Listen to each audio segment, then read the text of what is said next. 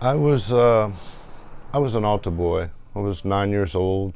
I was a student at St. Francis Xavier on Meadow Road. 42 years ago, George Bertucci thought he would make his parents proud by becoming an altar boy, but on his first day, he says his life changed forever. There were other altar boys that served Mass that day. One of them tapped me on my shoulder and said, "Monsignor Bazou wants to talk to you." Bertucci said he did what the older boys told him to do and went into the church sacristy after Mass.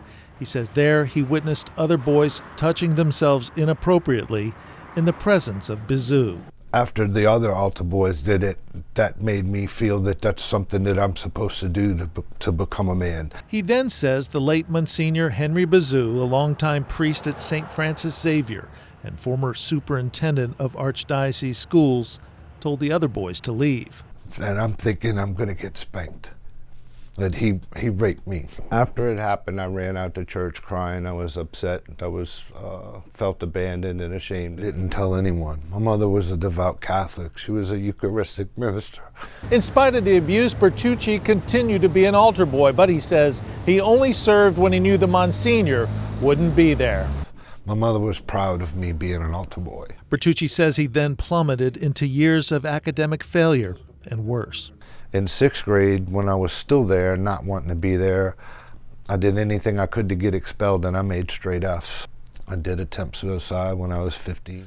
Bertucci says he's struggled with jobs and hopes his settlement will help ease his financial strain. Just about any monetary settlement that the church can give is not going to be sufficient because there's not enough money in the world. The church settling my case, that has given me relief. I feel that my soul wasn't bad. My soul has another chance. But what he says he would like to see most are continued reforms and more criminal prosecutions.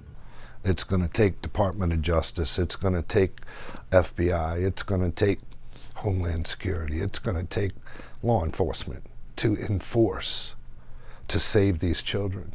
Many victims choose to conceal their identity, but not George Bertucci.